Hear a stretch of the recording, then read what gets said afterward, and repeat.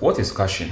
Caching is a technique used to store frequently accessed data in a temporary storage location, which is mainly referred to as a cache, in order to reduce access time and computational overhead. If data is properly cached, the system can easily retrieve it faster from the cache instead of repeatedly trying to fetch it from a database or from an external API, which may be very slow. Caching was introduced in the 1960s following the emergence of computer memory. Early computers used cache to speed up access to frequently used instructions and data. The concept of caching became standardized around 1970s with the development of CPU caches. Today, caching has expanded to databases, web applications, and distributed systems.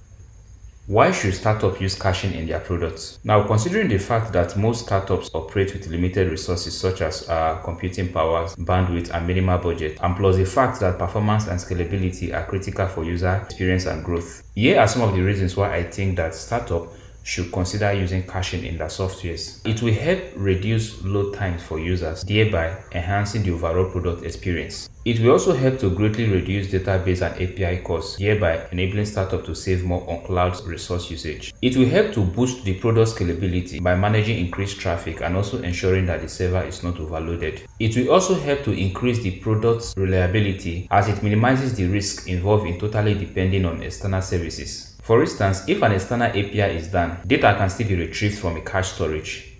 Alright? Then finally, it can enable startups to quickly build prototypes with caching layers in order to test and ascertain high performance before diving into full implementation and optimization. What are the advantages of caching? The benefits of caching as a storage technique cannot be overemphasized. Caching offers a lot of benefit across different areas of computing. Now, here are some of the benefits of caching. Number one is that caching improves response time because it allows for fast access to data. Number two, caching reduces pressure on the server as it aids in decreasing the number of requests to a database or external APIs. Caching also helps to greatly reduce cloud computing costs, especially in mobile and CDN-based applications. Caching is the main backbone of progressive web applications because it allows for offline access to data. If you have ever worked on a PWA before, you will know that PWA totally depends on cached resources for it to work properly. Alright, the only way for PWA to work offline is with the data that has been cached all right. If data are not cached, there's no way PWA can work offline. The fifth advantage of caching is that caching enhances fault tolerance in system because stale or cached data can still be served during outages on downtimes of external services integrated into the system. What this means is that if data are properly cached, even when the external API used in the applications are done, or even maybe there's an issue with the database or the database is experiencing a downtime, you can easily fetch data that has been cached. All right. What are the disadvantages of caching? Even though caching is powerful, it may introduce some complexities and potential issues if not properly implemented. Now, here are some of the demerits of caching. Number one, implementing cache invalidation strategies can be very complex and tricky task.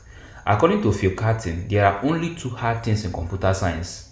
The first one is cache invalidation and the second one is naming things. Number two, caches can be very memory intensive as it consumes RAM, which can increase cost at scale. Caching can also lead to serious inconsistency in the system, as multiple caches might hold different versions of the same data. Caching can also cause security risk, as sensitive data might be exposed if caching is not properly configured. Caching can also introduce extra complexity into the system during the management of cache expiration and eviction policy plus synchronization. Now, caching is literally everywhere, alright, like in modern technology. Here are some of the domains where caching has been used. Number one, in web browsers. Alright, so it is used for storing images, scripts, and style sheets locally to make loading of pages faster. Number two, in content delivery networks for caching static assets such as videos and images globally. Number three, in databases such as Redis and Memcache to speed up query responses. Number four, in e-commerce systems such as Amazon. Now, Amazon uses caching for saving product details to quickly handle millions of requests. Alright. Now, number five, caching is used in online gaming to save player data in order to reduce lag and maintain speed. Number six, caching is also used in operating system. For instance, this caching helps to speed up file access. Big companies like Google, Facebook, Netflix, and Amazon are all heavily reliant on caching at different levels to scale efficiently. Here are some of the reasons why I think you should have a good knowledge of caching as a software engineer. Good knowledge of caching will give you the ability to design large systems that can scale very well under critical conditions. Good knowledge of caching is highly required for building fast applications. Good knowledge of caching can help you minimize costs and reduce unnecessary computations. Questions centered on caching are frequently asked in system design interviews. Caching is widely used presently, and almost every modern tech stack uses caching. Caching is a prerequisite in building efficient, scalable, and highly responsive softwares. Now, let's just picture a big library where popular books are kept on small, easily accessible shelf near the entrance. Instead of searching the entire library every time someone requests a popular book, the librarian can just quickly grab it from the nearby shelf, alright, if it is available, and then hand it over to the person. So in this context, the library now, the entire library represents the database and external APIs. To find a book inside the library can take a long time, alright? Now, the small shelf by the entrance of the library represents the cache.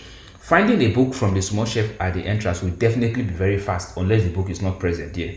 In summary, caching is a very powerful technique for improving system performance. Having a good knowledge of caching concepts as a software engineer is non-negotiable, especially as it is very pertinent in building high-performance systems. Follow for more.